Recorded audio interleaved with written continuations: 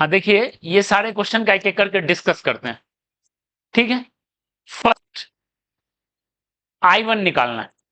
देखिए ये एक्सिस है, तो आपके पास तुरंत हिट करना चाहिए कि सेंटर ऑफ मास यहां है।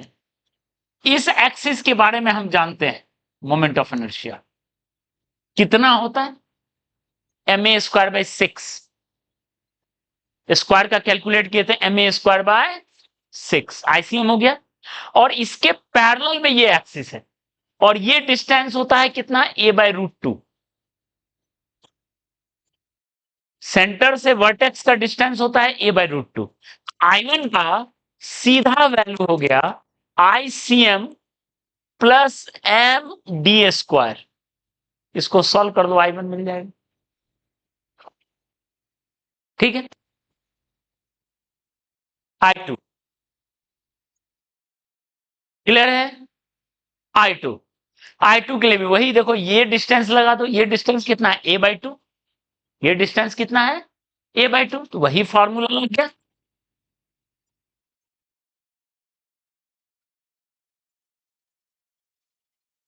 पैरेलल एक्सिस, इसलिए अगर पैरेलल एक्सिस को सही से लगाना जानते हो तो बहुत क्वेश्चन बन जाएगा सीधे सीधे, ठीक है।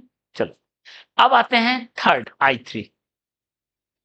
ध्यान दो, ऐसा, तो बताओ ये डायगोनल ले लो जो सेंटर ऑफ मास से गुजर रहा है, इसके अबाउट कितना होता है। ये भी ICM है लेकिन इस प्लेन में है, ठीक है।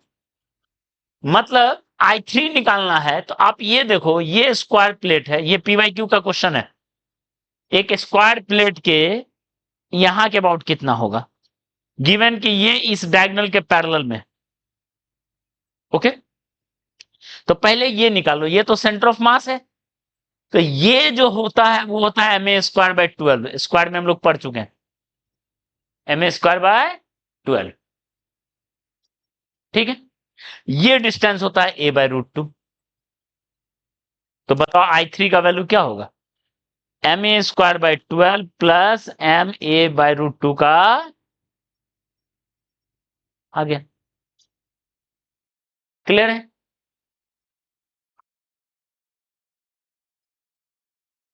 वापस बता दें, ये सेंटर ऑफ मास से गुजरता हुआ एक्सिस के बारे में हम जानते हैं, इसके पैरेलल में वो,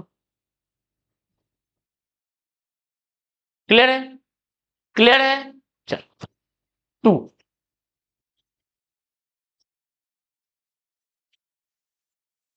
दो डिस्क है, ठीक है। इसमें पहले हम I2 निकाल लेते हैं, ठीक है, जो दोनों के सेंटर से गुजर रहा है। तो एक डिस्क के सेंटर से गुजर रहा हो और उस प्लेन में हो, mr²/4। तो एक डिस्क का mr²/4 प्लस अगला डिस्क का mr²/4 आ गया I2, ठीक है।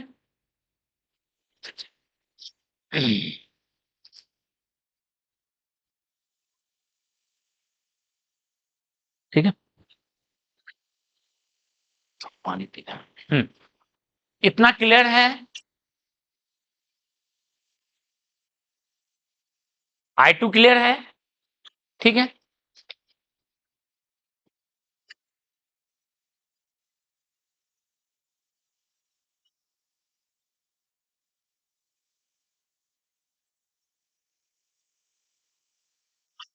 चलो I1 के लिए देखिए, डिस्क के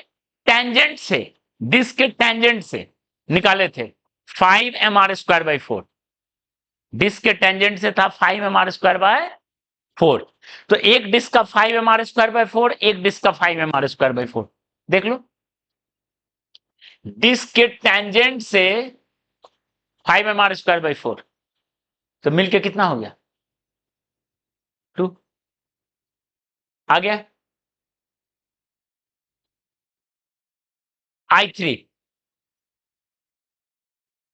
डिस्क के पेरीफेरी से गुजर रहा है, परपेंडिकुलर 3/2 mr², 3/2 mr²। डिस्क के पेरीफेरी से गुजर रहा है, तो इस डिस्क के भी पेरीफेरी से गुजर रहा है, इस डिस्क के भी पेरीफेरी से गुजर रहा है, तो कितना होगा 3/2, 3/2 मिलके करो तो कितना हो गया 3mr²। ठीक है, ओके।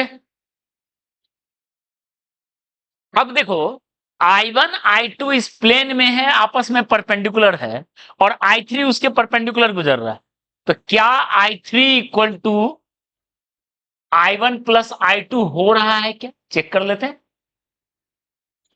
5 1 6 mr²/2 3mr², ये 3mr², yes perpendicular axis theorem. ठीक है,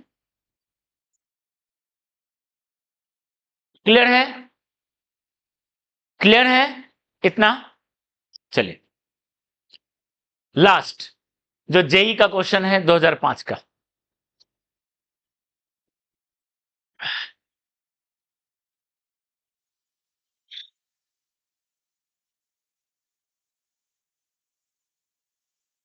हेलो, नमस्कार, हम बाद में बात करते हैं 15-20 मिनट क्लास में।